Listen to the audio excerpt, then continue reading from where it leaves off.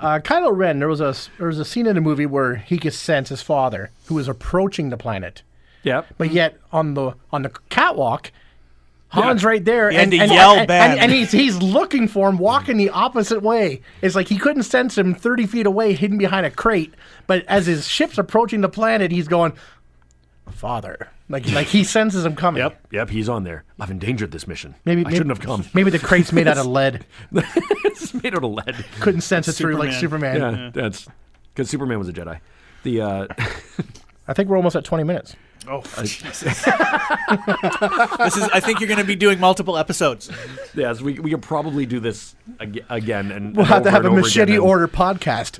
And so then we'll kind of segue into the future. We got just recently we got the lineup of the Star Wars films that are coming. Then everything, there's one release a year.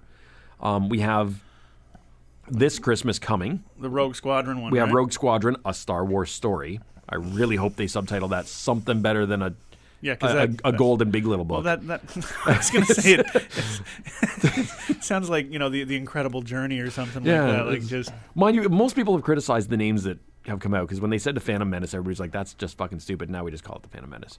But it was same. I liked Attack of the Clones and that made sense. Revenge of the Sith. I thought those were good titles. Revenge of the Sith was good. I like that title. Well, and of course, alluding to the whole Revenge of the Jedi because Jedi don't get revenge, so now it's Revenge of the Sith. That's right. But the Force Awakens. Now that I've seen the movie, made a little sense. There was an awakening because it had been dormant for so long. Mm-hmm. Something had definitely she came alive because she suddenly knows how to do shit. Okay, so Rogue. So we got Rogue Squadron. A Star Wars story. A Star Wars story.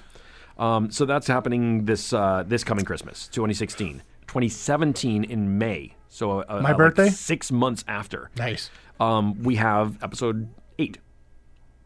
Yeah. So it's the next step. So we got 8 as yet to be titled. Oh, it'll be a Star Wars movie every year. Yeah, because unlike Lucas, they're going to put out a main movie every 2 years instead of every 3. Yeah.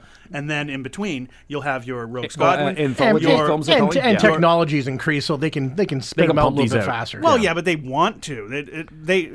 Lucas could have put them out every 2 years instead of every 3 years, but no, he took his time because he's Lucas.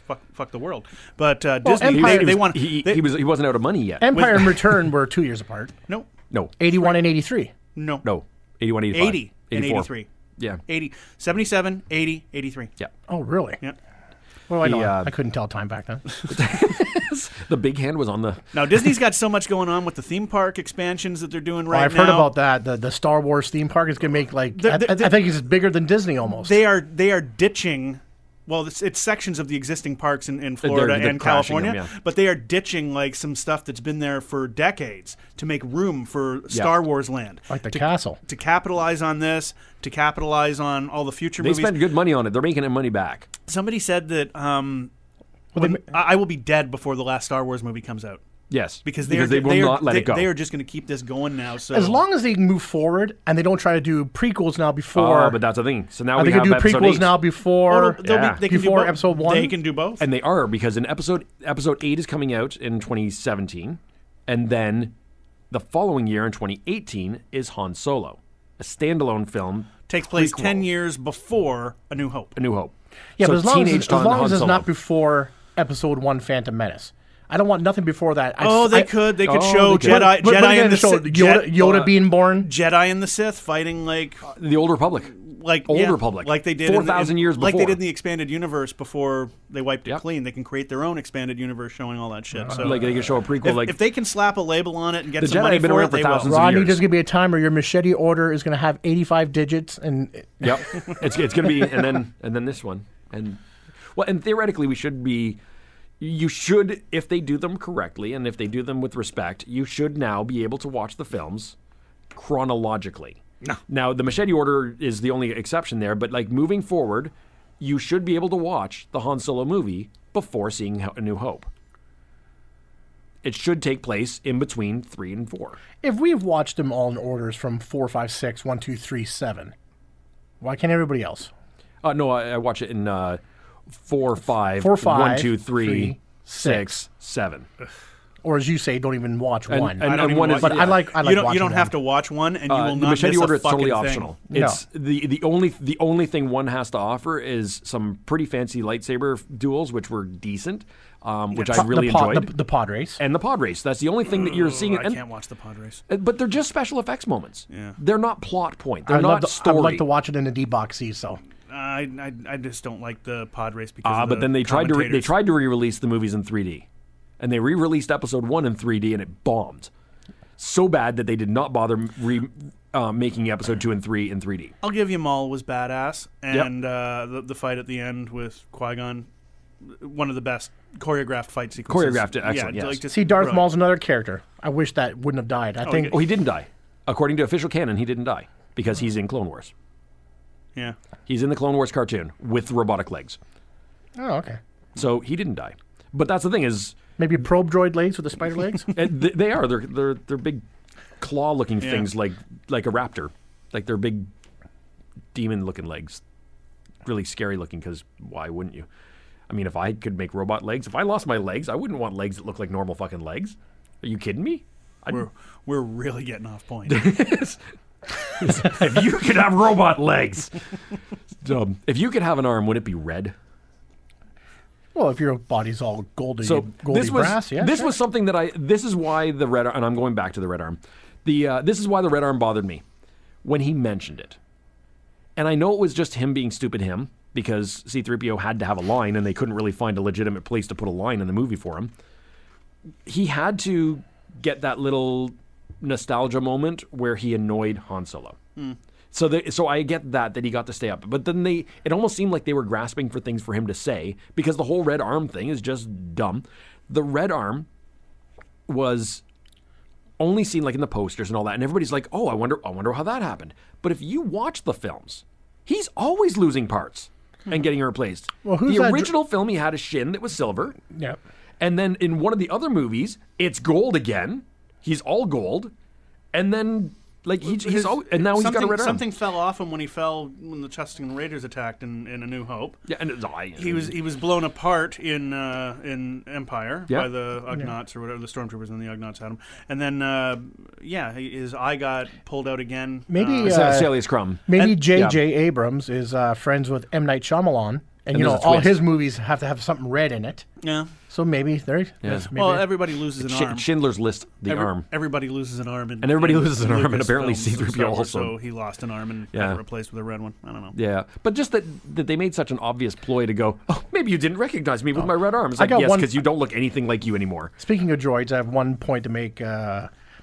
We With all the technology, I was just going to say we haven't mentioned BB-8 once in Yeah. all of this. And that's a good thing.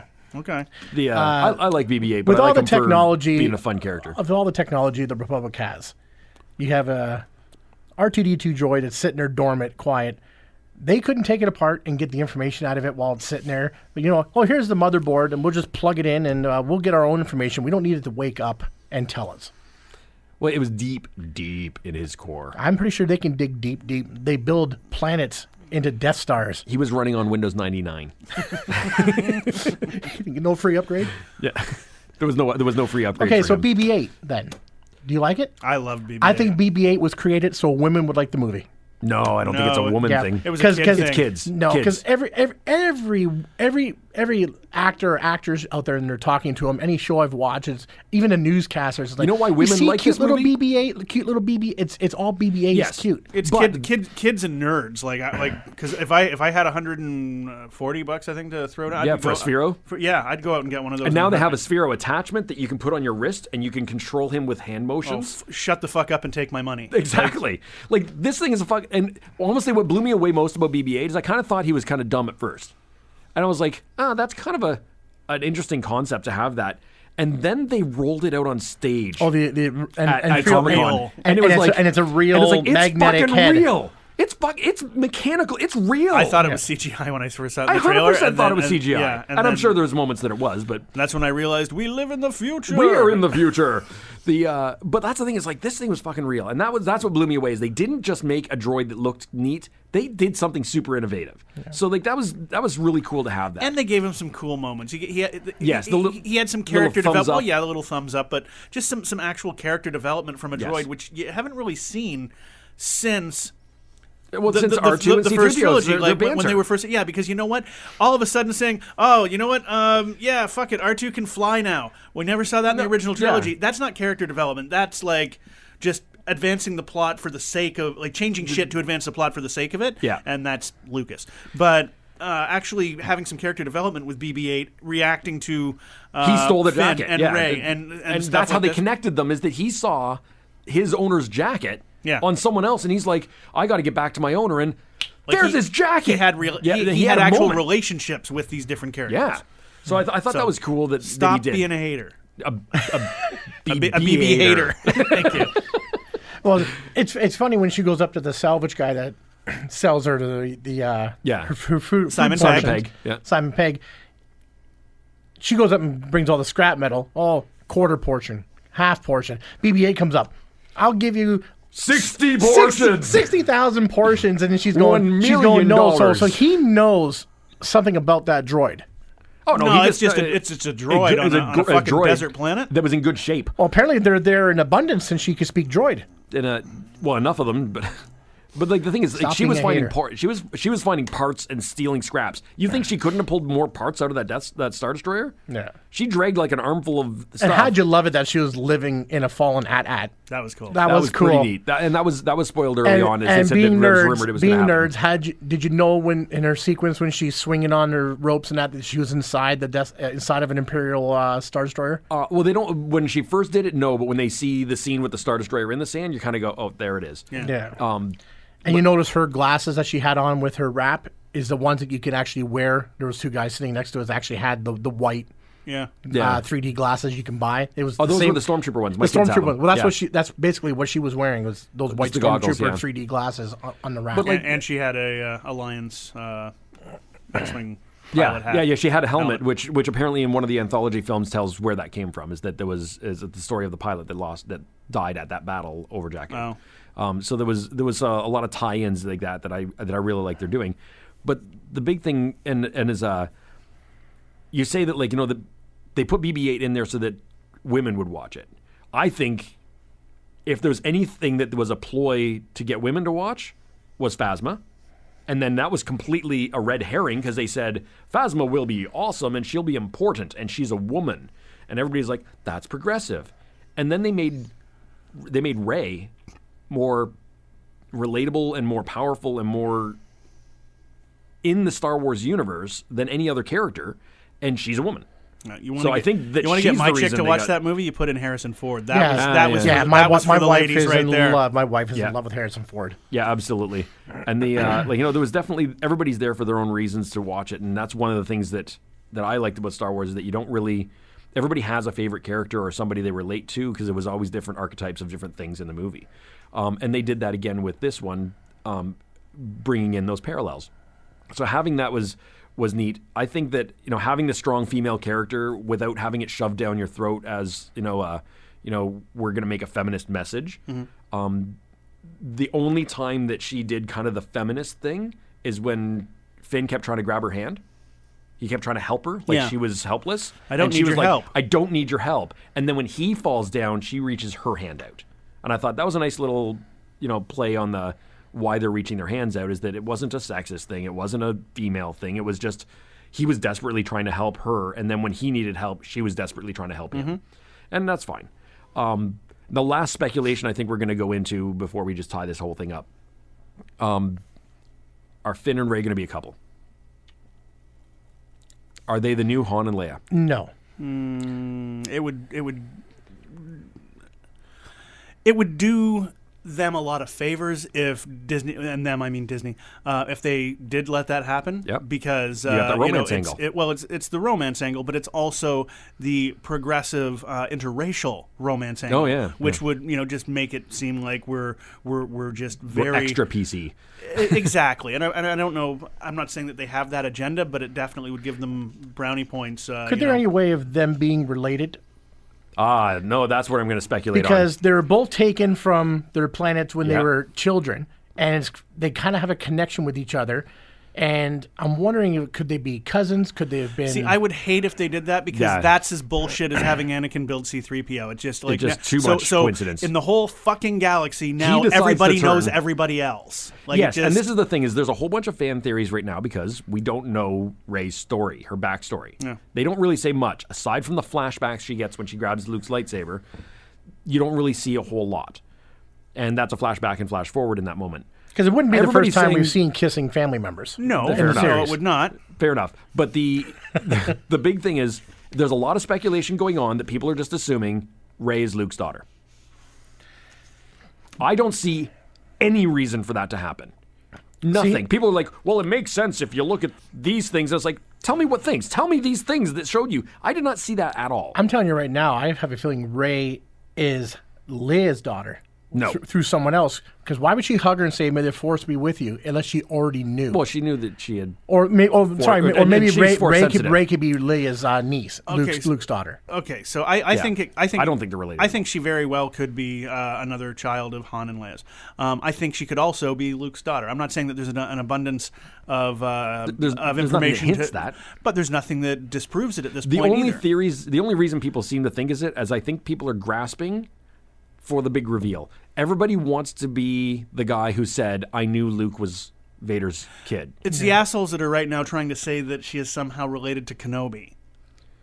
I haven't heard that one. I haven't heard that one. It's been people are saying that she's somehow related to She has to be- Obi-Wan, and I'm like, why? Well, Why? he Yeah, was there's he was banging around on Tatooine with nothing to do except watch Luke for a few years. He didn't think he got his free con, Well, she has but to then be a lot important. of people just assumed that what's his name? Finn was going to end up being Calrissian's son. It's like, oh right, because the token black guy is going to have kid in the next movie. It's like they don't have to be related. Well, General Leia, Princess Leia. Lucas conditioned everybody to think that, by the way, by making everybody fucking know everybody else. Mm. So now But we she think has there's to be- like 1 degree separation from every character. Yeah. Sorry, Richard. No problem. Rey has to be important enough, though, that Princess Leia or General Leia would send her and Chewbacca only to go and find Luke. Well, she's got the lightsaber. She's got the kinda- lightsaber and she Yeah, had a but- connection. but the why- lightsaber called to her. He's the most important person. They finally find where he is. They didn't send a whole armada of that might of give people, away- of people with them. It's just the two of them. Someone that Leia just met says, "Oh yeah, here's a lightsaber. You go and find him." How about all your high-end military guys that would know Luke as well? There's no other Jedi around. You're going to find him at a hidden Jedi temple. You're going to send a Jedi. You're gonna send. Yeah, but the, she doesn't know she's a Jedi. She they knows that know. she's got Jedi Maz skills. knows. So, Maz knew. yeah. I think Maz might have been Force sensitive. And, there's stuff that was said on... Well, Rey did have her Dagobah dream sequence when she held the. That's right. Yeah, that was another parallel. And I'm willing to give them some latitude in that there was shit said off screen that we weren't privy to. Like, I'm sure she didn't... I'm sure there was a conversation where they they decided had, like, who they were going to send. I'm going to go. Okay, I think that's... Like, that was probably agreed. And Unless we, Leia They did knows. rock, paper, scissors. we just have to kind of take it as rote. That's why I think Leia knows who Rey is, but doesn't want to disclose it. Yeah, see, I Perhaps. don't see anything. She might know in the sense that my theory is, if Rey, because Rey is strong in the Force, there was a school. You heard She was being trained. She was a young I think Padawan. she was at the school. Ren fucked stuff up, and Luke had or her she was a sent- potential. I She think- might have been a potential recruit that she was one of the people they were going to bring into the school or something. So she was on a list. I think she was already on it. As, She was as there- Like, she was as like a either little there- kid, and then she was Sent for her away. own, for own safety after Yep. the Knights of Ren fucked it all up. She was sent away and exiled, and then Luke went in the other direction. There's going to be a CW series of the Knights of Ren where he basically is a rebel in high school because he's a rebel at Jedi school. Rock and Roll High School with the Ramones. Have you That's seen it. Have you seen the emo Ren Twitter feed? Emo went. There's also a Lonely Luke Twitter feed, which is hilarious. Yeah, the 'Cause he emo goes- Ren killed me though. The Lonely like- Luke Twitter is, he goes, I look up at the sky and see the moon, and I say, that's no moon, and no one laughs. was like, that's just brilliant. Kylo cutting himself with his lightsaber while listening to Fallout Boy is what had me on my ass. That's fun stuff. Look for that on Twitter. Yeah, that's these kind of things are. I love that people make Twitter accounts for things like God, but God has a Twitter account and it's hilarious. But you see these theories that people are coming up with, and a lot of them are grasping at straws. And I think they're like the new blogverse, is that they're not wanting to be.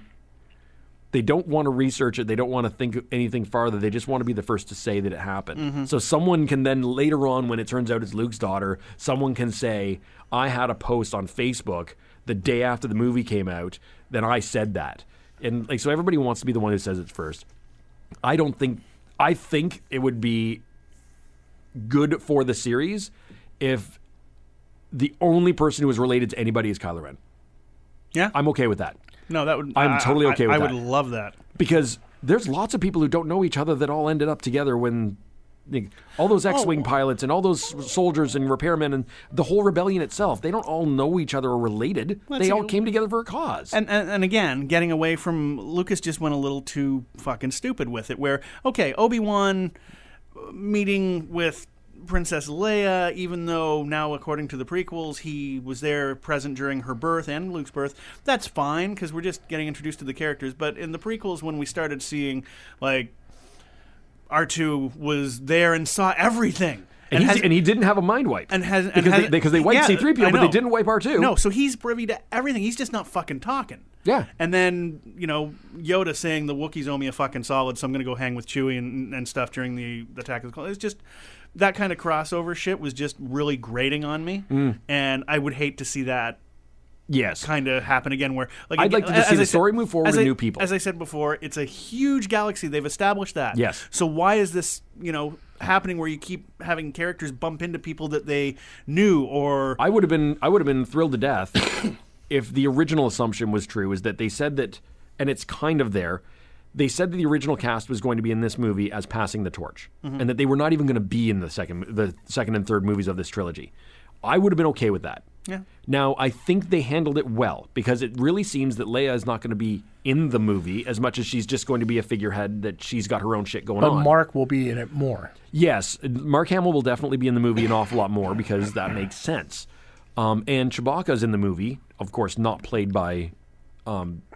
he got a little shorter as he got older. If he's going to be like hanging in the Falcon with Rey, like I'm the new totally crew. Cool with that. That's the new crew, and it makes sense because Wookiees live hundreds of years, so it makes sense that at some point he would have outlived Han. And hopefully Rey doesn't have to wait 40 years to shoot his crossbow like Han had to finally.